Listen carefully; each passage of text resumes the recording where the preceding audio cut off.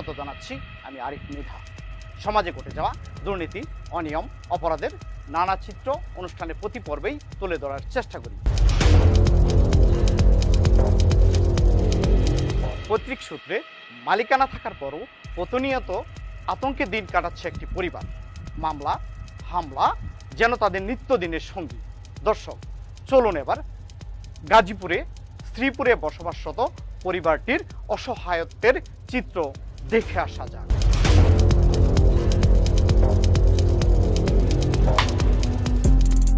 বাংলাদেশে এই মুহূর্তে বিচারাধীন মামলার সংখ্যা প্রায় 40 লাখের মতো। আর এসবের প্রায় 60% মামলা জমিজমা সংক্রান্ত নানা ধরনের বিরোধের সূত্রে দায়ের করা হয়েছে। আইন বিশেষজ্ঞরা বলছেন, দেওয়ানি ও ফৌজদারি আদালতে বিচারাধীন মামলার সংখ্যা দিনকে দিন আরও বৃদ্ধি পাচ্ছে। দেওয়ানি ও ফৌজদারি উভয় মামলার বেলাতেই দেখা যায় জমিজমার অংশীদারিত্ব বন্টন এবং এ নিয়ে পারিবারিক বিরোধের সূত্র ধরে নানা ধরনের অপরাধমূলক কর্মকাণ্ডের ফলস্বরূপ দায়ের করা হয় এসব মোকদ্দমা। এসব মামলা অনেক ক্ষেত্রেই চলে বছরের পর বছর ধরে। কেউ আপনাদেরকে জমি হতে বেদখল করলে বল প্রয়োগ না করে প্রথমত ঘরোয়া পরিবেশে দুই পক্ষ বসে সমাধানের চেষ্টা করুন। প্রয়োজনে সালিসি পরিষদের মাধ্যমে মীমাংসা করার চেষ্টা করুন, কিন্তু কোনোভাবেই কোনো সমাধান না হলে সর্বশেষ পদক্ষেপ হিসাবে আদালতের মাধ্যমে দখল উদ্ধার করবেন। অন্যদিকে জমি সংক্রান্ত বিষয় নিয়ে হামলা খুন তো লেগেই আছে।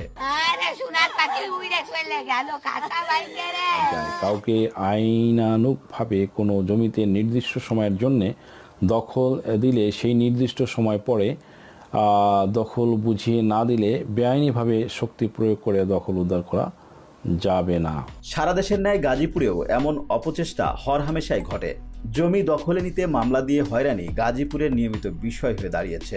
এমন একটি ঘটনার অনুসন্ধানে এবার এশিয়ান টেলিভিশনের অনুসন্ধানী টিম গাজীপুরের শ্রীপুরের ধনুয়া গ্রামের মৃত আবেদ আলীর 7 ছেলে ও তার পরিবার প্রতিনিয়ত আতঙ্কে দিন কাটাচ্ছে। উনি যেভাবে হুমকি দামকে দেয় তাতে আমাদের জীবনের হুমকি আছে।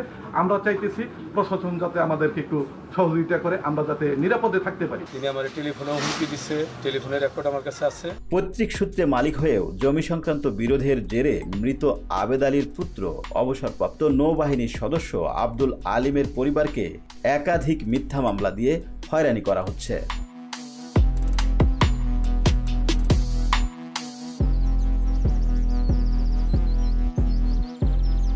দোকান ভেঙে ফেলাইব, আমার মার্কেট ভেঙে ফেলাইব, এই ধরনের হুমকি দিতেছে।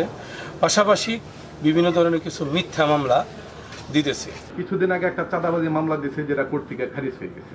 আবার 26 তারিখে ডেট দিয়ে একটা চাঁদাবাজি মামলা করছে, যে মামলায় 28 তারিখে আমাকে এবং আমার বড় ভাইকে অ্যারেস্ট করে নিয়ে গেছে। আর এসব অভিযোগ উঠেছে প্রতিবেশী মৃত সাবেদ আলীর পুত্র আব্দুল মালেকের বিরুদ্ধে।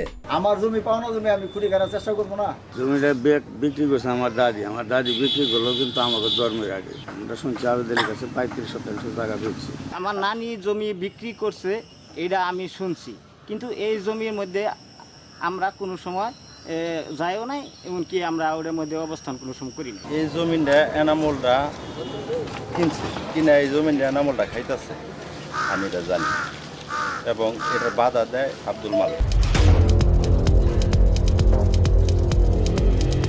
জমি নিয়ে হয়রানির বিস্তারিত জানব, তবে বিরতির পর সাথেই থাকুন।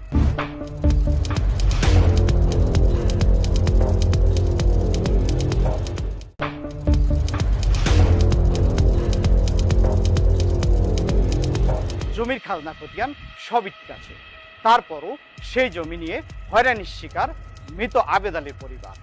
এরই মধ্যে প্রতিপক্ষ আব্দুল মালেক সীমানা খুঁটি পুঁতে দিয়ে দাবি করছে জমির মালিকানা।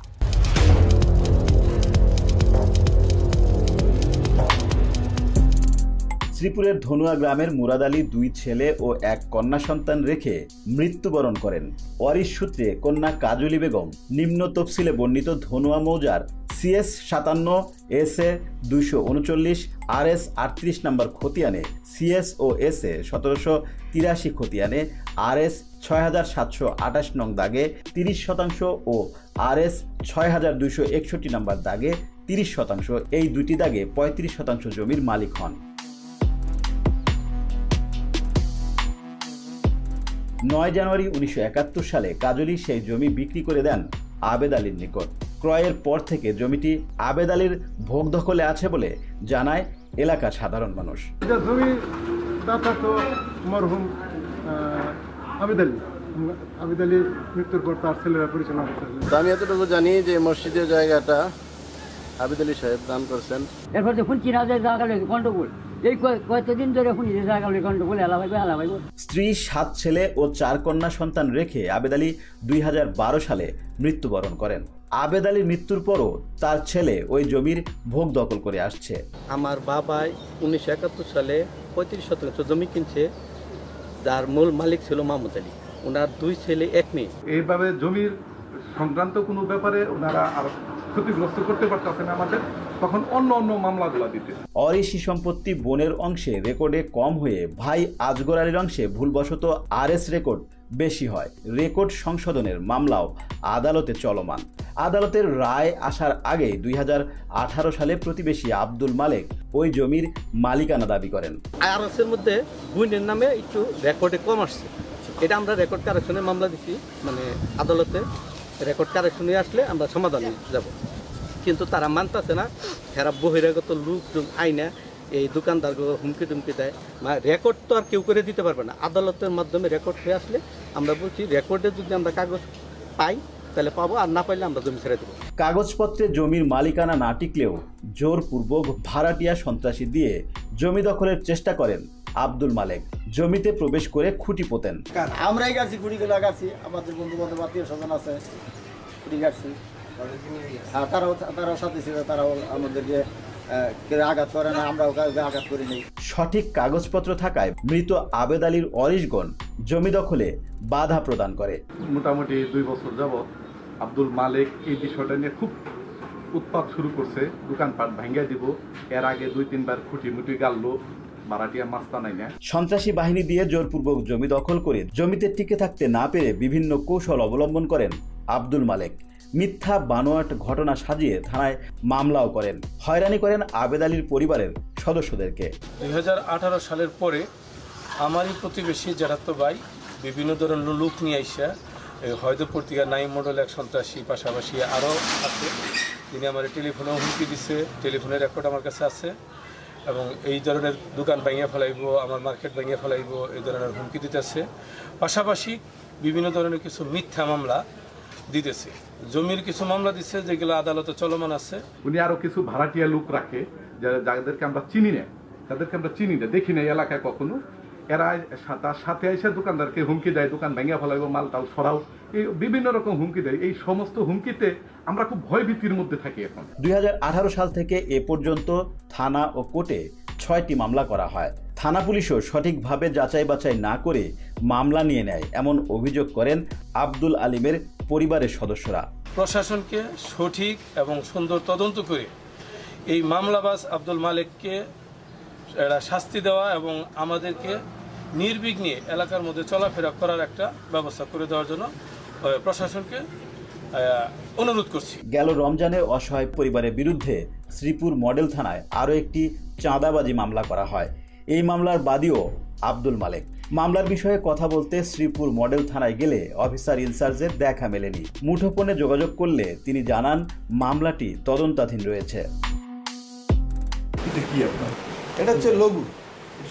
কথা বলার চেষ্টা করা হয় চাঁদাবাজি মামলার তদন্ত কর্মকর্তা উপ পুলিশ কর্মকর্তা ফুরকান খানের সাথে। মামলার বিষয়ে জানতে চাইলে তিনি কোনো কথা বলতেই রাজি হননি। এই মামলাটার বিষয়ে একটু জানতে চাইছিলাম। তদন্তাধীনের বিষয়ে কোনো কথা বলতে পারবো না। স্থানীয় ভূমি কর্মকর্তাকে বিষয়টি জানানো হয়। এ বিষয়ে তার অভিমত জানতে চাইলে কথা বলায় অসম্মতি জানান।